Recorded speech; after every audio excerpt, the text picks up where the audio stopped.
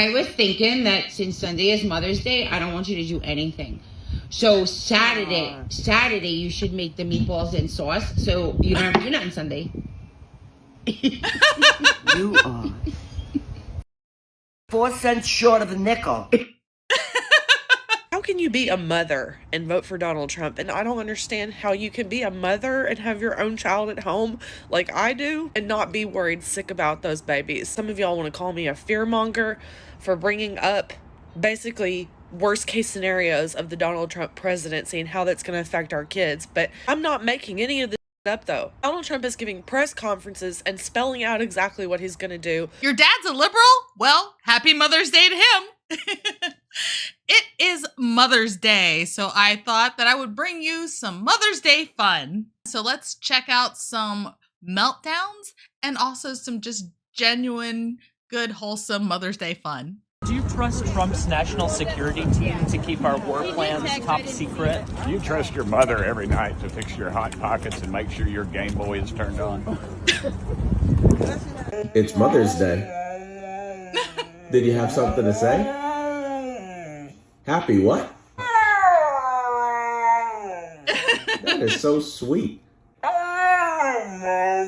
Oh, this lady didn't have anything to do for Mother's Day, so she decided to do this instead. She's shaving her skullet?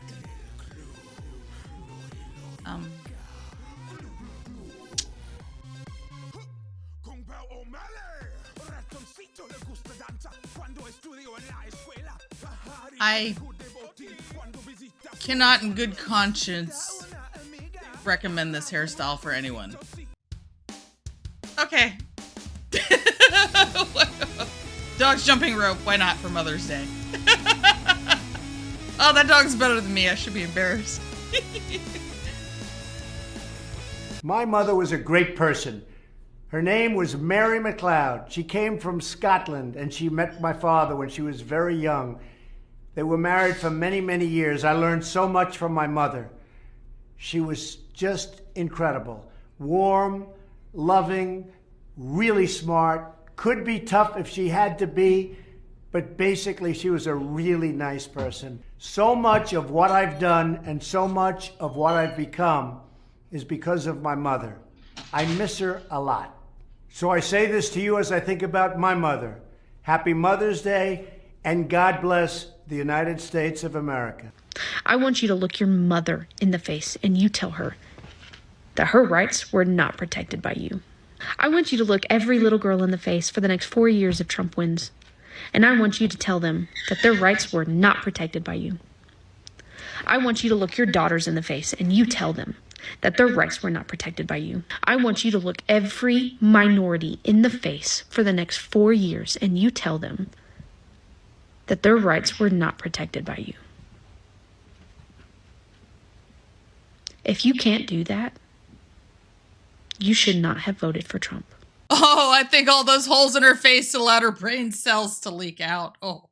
Happy Mother's Day to all you MAGA moms out there. I don't know if you realize how big of a role you played in this election. Yes, everyone played an important role, but the MAGA moms, you stood up to the craziest women out there who for some reason believed that Donald Trump was going to take away women's rights. He did not do that at all. And because you showed your strength and you stood up and you voted for Donald Trump, he is our president and he is going to be doing amazing things. He has already started that, but he's not finished and I can't wait. Have a great day. Happy Mother's Day.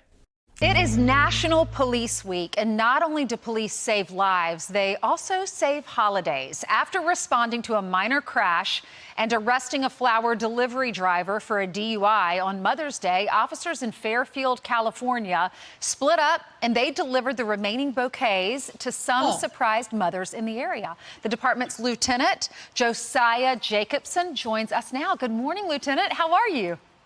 Good morning. How are you? I'm doing well. Tell us what happened. So, me and another partner were actually just trying to go to lunch. Kind of funny, but driving up one of our main thoroughfares and stumbled across a very minor fender bender. Unfortunately, that ended up resulting in the person that was at fault being very intoxicated.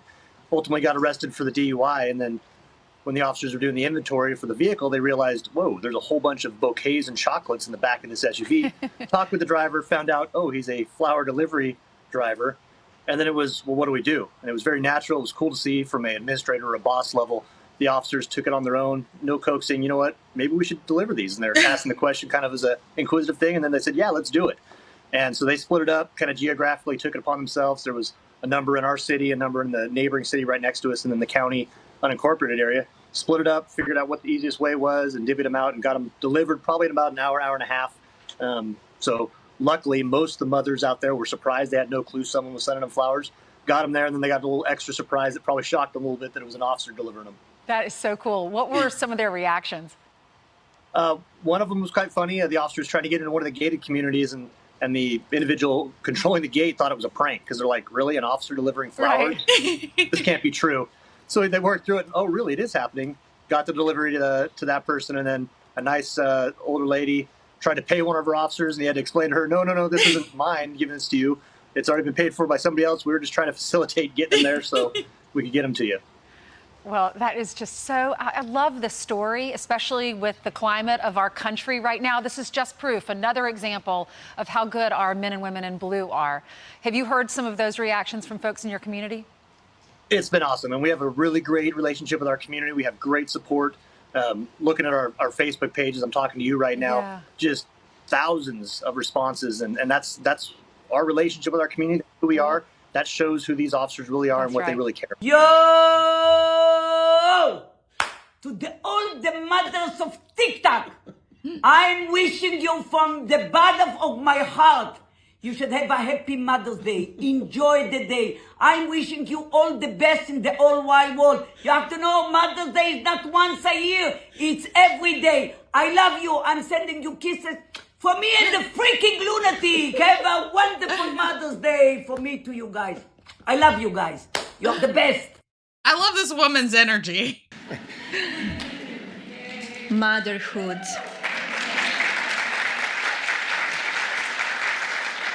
The life-changing event that makes women invincible and exposed at the same time. It's remarkable, really, that my son's life creates unimaginable, unpredictable concerns and thrills for me, even until this day. All caring mothers understand this rare feeling. Nothing against fathers, of course. If your kid sent you this, they want you to know you're the best frickin' mom in the whole wide world. How can you be a mother and vote for Donald Trump and not think about what's going to happen to those poor kids that are about to lose their public education? I wake up literally sick every morning thinking about all these kids that are going to lose their right to services, special needs supports, IEPs, source rooms. So frustrated for our students and our female students and our black and brown students. I'm frustrated for our teachers. I'm frustrated of what they're going to have to be dealing with after January. I'm frustrated for all of it, and I don't understand how you can be a mother and have your own child at home like I do and not be worried sick about those babies. Some of y'all want to call me a fearmonger for bringing up basically worst case scenarios of the Donald Trump presidency and how that's going to affect our kids, but I'm not making any of this up though. Donald Trump is giving press conferences and spelling out exactly what he's going to do to the public school system and exactly what he has in store for our kids, and you guys are just simply choosing to not believe him. You voted for this guy. You voted for him, and now he's going to dismantle the Department of Education. He's going to ruin our schools from the inside out. He's going to rip public funding for public schools away from our kids. And all some of y'all want to do is argue with me about whether or not that's going to happen. Why does that make any sense? You would rather spend your time arguing with me about what your dear leader has said out of his own mouth than spend that time sitting down thinking for 1 second about the children that are going to be affected by his awful policies. Do you think any kid that comes to school starving and is now going to leave school starving because you don't want to feed them, and is certainly not going to graduate high school because they are not getting the services they need to do so, do you think that child gives a whether or not you've saved them from woke ideology? Do you think the kid that just got us in the bathroom by a bunch of Trump-loving 8th graders is going to care, is going to thank you when you pull half the books out of their library and tell them what they can and cannot read? Some of y'all's priorities are so up. I guess when you can watch Tom Homan, who's about to be the border czar, talk about how he can deport entire families with a straight face, and you can sit there and agree with him without feeling anything, without having it rip you apart at all from the inside out, I guess I shouldn't expect much from somebody that lacks that much empathy. Why should I think you give a shit about educating a child that you're okay with ripping their family apart and sending them away? I would like to publicly thank the Democrat Party for consistently reminding me of why I am a conservative and always will be. Democrats don't want Leroy to celebrate, but you can combat that by using my Buy Me a Coffee link to buy him a dog treat. Just listen to the little guy crunching back there. He loves his treats.